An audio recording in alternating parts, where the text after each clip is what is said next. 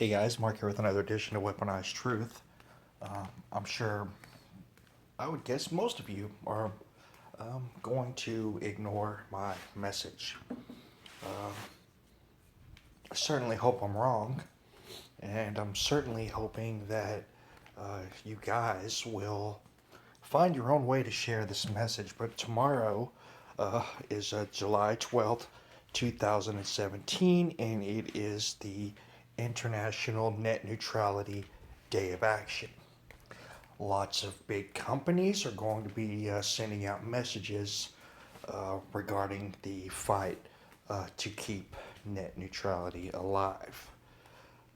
This is something that's been in the works to get rid of net neutrality for quite some time. And basically, what this all boils down to is censorship.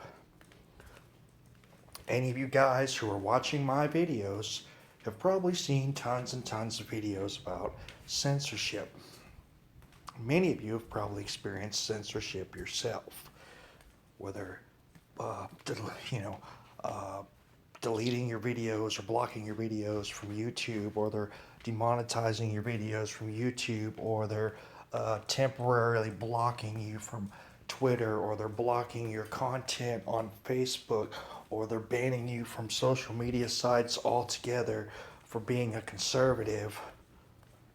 I mean, this all is all stuff that's really going on, and what's going on with this net neutrality is once it's gone, um, these big corporations slash the government control the internet, which means anytime that they want to, if there's certain sites that you wish to go visit, your ISP can just decide to straight up block it and say, no, you can't go there. So let's just say you get on social media and you start posting things, and your ISP decides that they don't like it, they can just block you from being able to go to YouTube altogether. But they could just be more annoying, because not only that, they can decide which websites they want to speed up and slow down. So they can make these fake news websites like CNN and New York Times and LA Times, Washington Post, right? All these fake news outlets. They can just throttle, they can speed their websites up super fast, and then turn around and take all the conservative websites, and not necessarily, they don't have to block them, but they can just make them run real slow. And if net neutrality falls, this is exactly what's going to happen. And if you think the censorship going on social media right now is bad, wait till half the websites that you like to visit you can't go to at all anymore, or you can go to, but it just runs so damn slow that's not even worth it anymore. Because that's what we're coming to. Take 5 minutes tomorrow and make a phone call and let people in Washington know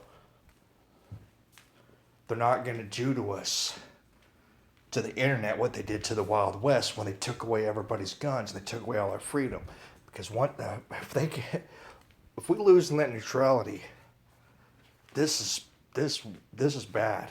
This is really, really, really, really, really, really bad. And you need to take 5 minutes and call Washington and let them know they don't have the right to control what we do on the internet. But that's where we're heading. All this charging people with murder, for making gifts, for texting people, for putting stuff on Twitter. People are getting arrested left and right for social media posts. People are getting fired from their jobs over social media posts. People are getting banned from social media sites. Pretty soon, they're just going to ban the whole fucking websites altogether, or just make them so slow that you can't even go to them anymore. That's where we're going, and we need everybody to get involved. This is unacceptable. Even Donald Trump, the President of the United States, whether you like him or not, said the end of net neutrality is nothing more than censorship.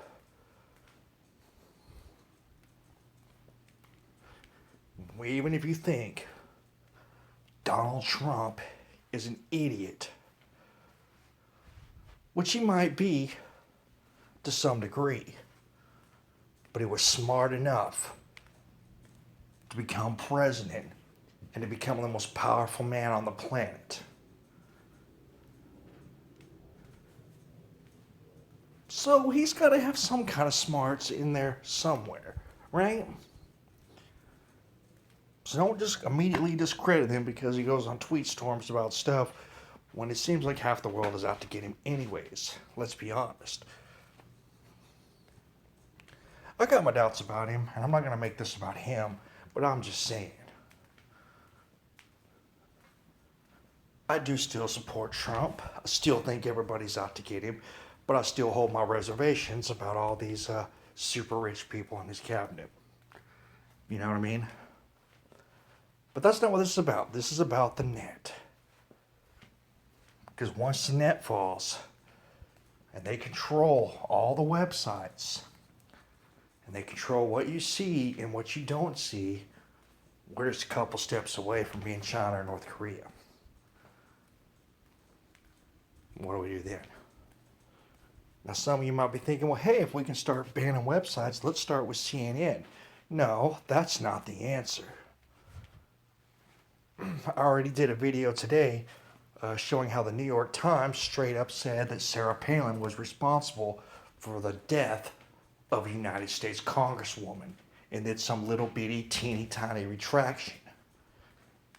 This fake news is getting out of hand, but banning the websites and banning the news stations is not the answer. The answer is making legal statutes, legal codes, laws, legislation needs to be passed, holding these people accountable. So if they post in the LA Times that Weaponized Truth is a pedo, then maybe they might do 5 years in jail and have to pay $5 million in fines or something along those lines. That way, this is the way to rein those people in without actually controlling what the American people see and don't see. That is my opinion, and I urge you all to get involved, take 5 minutes, make a call to somebody in Washington and say, this net neutrality shit needs to go. Anyways, you guys take care, and I will talk to y'all again soon.